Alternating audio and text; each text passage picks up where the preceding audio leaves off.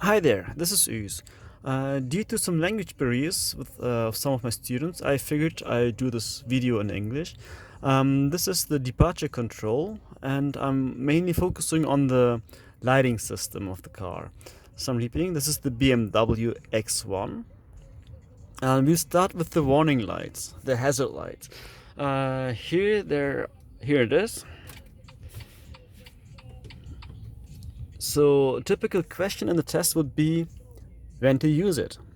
First thing that comes in our mind is an accident. Further, if your car breaks down, and once your car breaks down, your car needs to get pulled. And finally, if you approach a jam on the highway.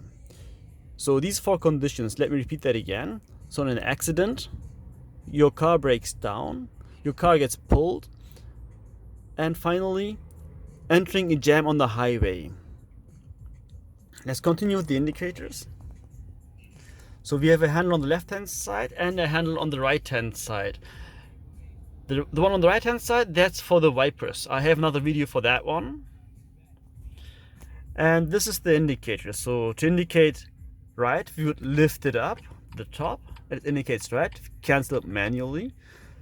Indicating left is pushing it down.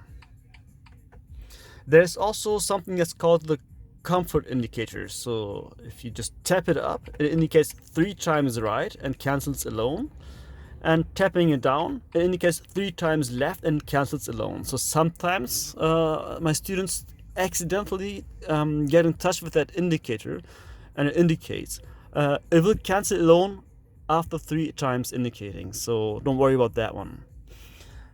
Let's look at the light switch. It's already on dipped head beam. Let's switch off the light. Now it's on off. This one is called standing light. So let me give you an example. Anytime you're at the roadside, let's say at dark, and you have some business or some errands and you need to park, you would use that one. So that's not for driving. So it's the name says already, standing light. So the next one, that's the dipped head beam. So this is the light we have to use at night. We may use it at day, it's not forbidden. For driving, this is forbidden, but we use this one, the dipped head beam. So if the weather conditions permit, or if the weather permissions grant us, we have to use, let's say it's raining, we have fog, or it's snowing, we use the dipped head beam. At day, if there is no such condition, we still may use it. I suggest if you have a long trip, a road trip, use the dipped head beam. Then we have this function here. That's the automatic. It switches the dipped head beam on and off depending on the degree of brightness. So there are sensors at the light, and it will just measure how bright it is. And depending on that, the dipped head beam is either on or off. Okay, let's continue with the high beam.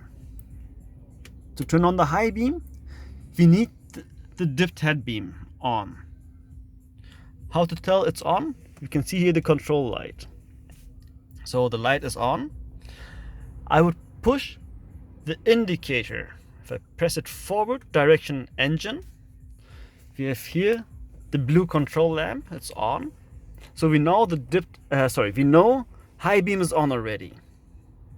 So to cancel it, we pull it back.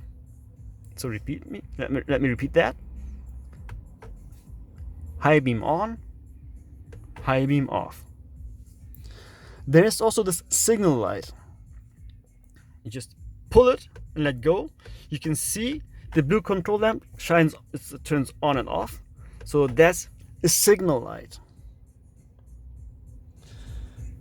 Further with the switch button, there's another button here. That's the fog rear light. So if I press that one, we will see a yellow control light. This one we use anytime we have fog, but the fog is really heavy. It's that heavy, you're able to see further than 50 meters. So put that in short: fog and vision less than 50 meters.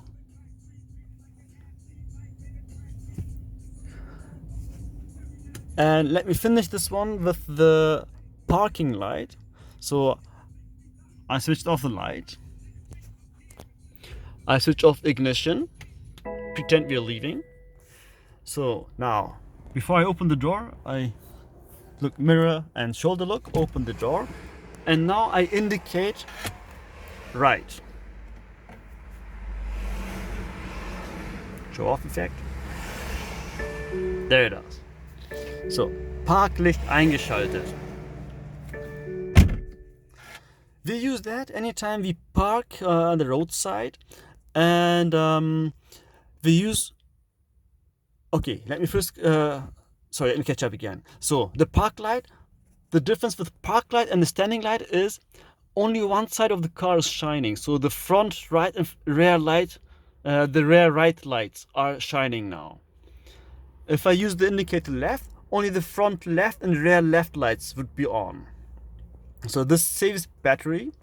So if we use that at night, we won't have any problems to start the engine. We won't have any problems with the ignition.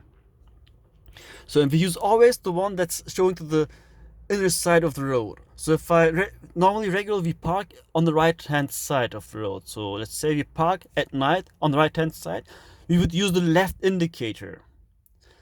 This will show other traffic participants that there is a vehicle on the roadside, and they can measure how wide it is.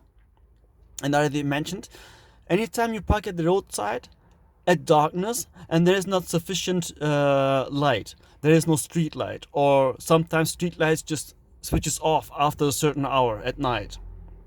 So anytime we have these conditions, we use the parking lights. And we don't need to worry, the next day we can start the engine with no issues. I hope this video was helpful. Please make sure to watch my German videos as well, especially if you're about to go to the practical test. You need to know that in German anyway. So the test will be strictly in German. So if you like the video, give me a thumbs up. And if you have any questions, you approach me anytime or leave a note on the bottom. I wish you best of success. This was Us.